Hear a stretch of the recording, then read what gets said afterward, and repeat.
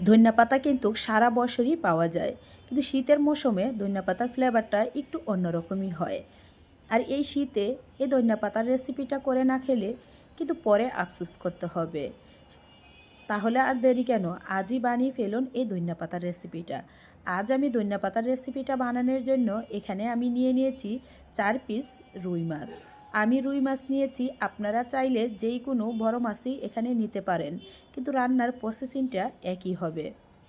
আমি মাছের গায়ে দিয়ে দিয়েছি হলুদের গুঁড়া, মরিচের গুঁড়া, লবণ, আর দিয়ে দিচ্ছি অল্প একটু সরষের তেল দিয়ে এখন হাত দিয়ে ভালোভাবে মাছের গায়ে মশলাটা মেখে নিব।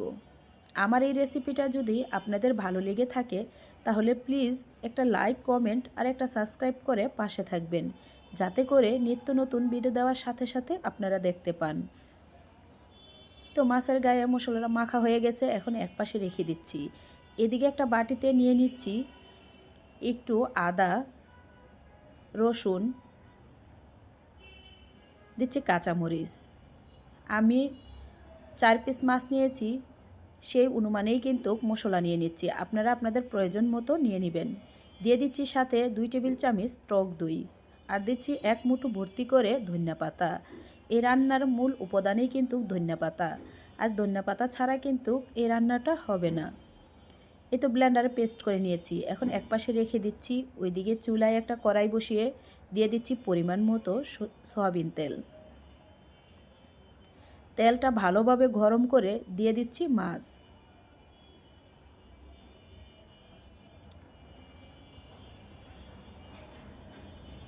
তো মাছ এক পাশ হয়ে আসছে, এখন আমি উল্টিয়ে পাল্টিয়ে মাছগুলোকে একদম লাল লাল করে ভেজে নিব। মাছ ভাজা হয়ে গেছে, এখন আমি চুলা থেকে নামিয়ে নিচ্ছি। আমি মাছগুলো কীরকম করে ভেজে নিয়েছি আপনারা হয়তো দেখেই বুঝতেছেন, আপনারাও চেষ্টা করবেন এরকম লাল লাল করে মাছগুলো ভেজে নেওয়ার জন্য।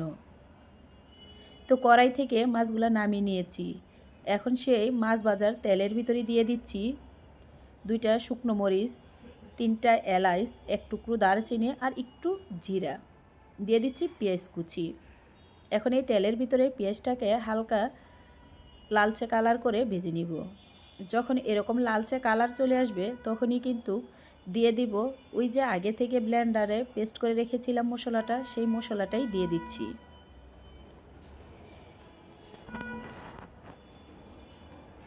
এখানে কিন্তু বাড়তি আর কোনো মশলা লাগবে না, শুধু দিয়ে দিচ্ছি স্বাদের জন্য অল্প একটু লবণ, আর কালারটা সুন্দর আসার জন্য দিয়ে দিচ্ছি অল্প একটু হলুদের গুঁড়া। আমি তরকারি কালারটা একদম সবুজ রাখবো, সেজন্য হলুদের পরিমাণটা কম দিয়েছি। আপনারাও যদি সবুজ রেখে রান্না করতে চান তাহলে কিন্তু হলুদের পরিমাণটা কম দিতে হবে। তো দেখেন মশলাটা আমি 5-6 মিনিট ভালোভাবে কষিয়ে নিয়েছি। এখন দিয়ে দিচ্ছি ওই যে মশলা রেখেছিলাম বাটিটা, সেটা ধুয়ে আমি পানি দিয়ে দিচ্ছি। আমি তরকারিটা একটু মাখো মাখো রাখবো, আপনারাও চেষ্টা করবেন এভাবে মাখো মাখো রেখেই রান্না করার জন্য, তাহলেই কিন্তু খেতে ভালো লাগবে। তো পানিটা এখন বলক আসা পর্যন্তই অপেক্ষা করব।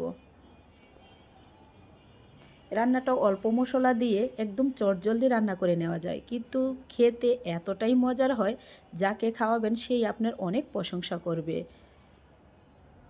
এই তো যখন টকবগে বলক চলে আসবে তখনই আমি দিয়ে দিচ্ছি মাছগুলো দিয়ে এখন আমি উল্টিয়ে পাল্টিয়ে মশলার সাথে ভালোভাবে মিশিয়ে নিব। রান্নার প্রসেসিং কিন্তু প্রায় শেষ পর্যায়ে। আমি এখন শুধু ঢাকনা দিয়ে ডেকে 4-5 মিনিট লো আঁচে রেখে দিব। এই তো দেখেন আমি পরিবেশন করে নিয়েছি চুলা থেকে নামিয়ে, দেখতে কতটা সুন্দর হয়েছে। 1 পিস মাছ হলেই কিন্তু অনায়াসে 2 প্লেট ভাত খেয়ে নেওয়া যাবে।